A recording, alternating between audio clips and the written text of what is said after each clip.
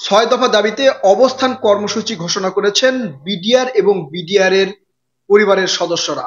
শাহবাগের দ্বিতীয় দিনের মতো শিক্ষকদের চাকুরিতে জয়েন অর্থাৎ নিয়োগ করার প্রক্রিয়া সম্পূর্ণ করতে আবারও শিক্ষকেরা সেখানে অবস্থান করেছেন। প্রিয় দর্শক, বিস্তারিত বলছি, তার আগে বলে নেই যে এই যে শিক্ষকেরা আজকে শাহবাগে আবারও অবস্থান করছেন, গতকাল তাদেরকে পুলিশ বিভিন্নভাবে জল কামান টিয়ার সেল নিক্ষেপ করে তাদেরকে ছত্রভঙ্গ করেছিল। আজকে তারা আবারও অবস্থান কর্মসূচি ঘোষণা করেছেন এবং তারা বলেছেন জীবন থাকা পর্যন্ত তারা এখানে থাকবেন, হয় তাদের চাকরিতে নিয়োগ দিতে হবে অথবা তাদেরকে মানে মেরে ফেলতে হবে, এমন ঘোষণা তারা দিয়েছেন।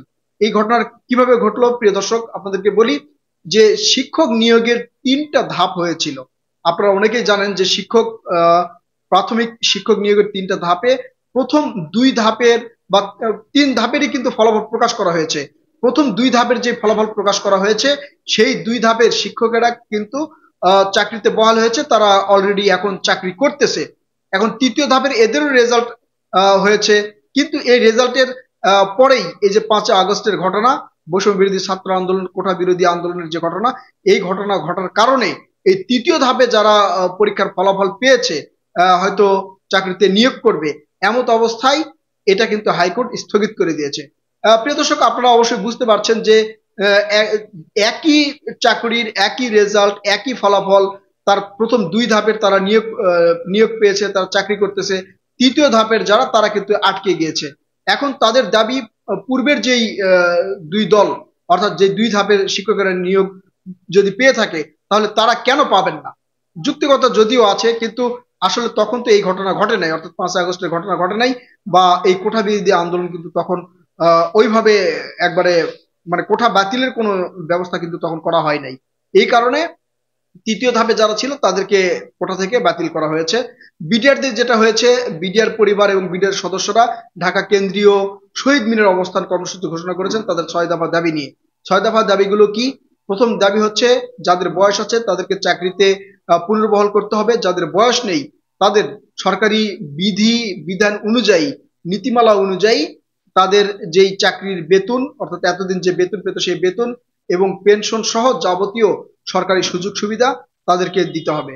এবং যারা অন্যায়ভাবে জেলে আছে তাদেরকে দ্রুত এবং অবিলম্বে মুক্তি দিতে হবে। এরপরে যারা এই বিডিআর হত্যাকাণ্ডের সাথে জড়িত তাদের দ্রুত বিচার করতে হবে। এর সাথে যারা হচ্ছে বিডিআর এর মানে বয়স্ক এখন পর্যন্ত রয়েছে বা যারা জেলখানার মধ্যে রয়েছে, জামিন পাওয়ার পরেও তাদেরকে ছাড়া হচ্ছে না, তাদেরকে দ্রুত মুক্তি দিতে হবে। এরকম 6টা দাবি নিয়ে তারা কিন্তু সেখানে উপস্থিত হয়েছে। তাদের দাবিগুলো যৌক্তিক। এখন এই যে বিডিআর এর 10 তারিখে যে আবার একটা শুনানি ছিল, সেই শুনানিতে কাদের জামিন দেওয়া হয়েছে কাদের জামিন দেওয়া হয়নি সেটা কিন্তু বলা হয় নাই ওখানে।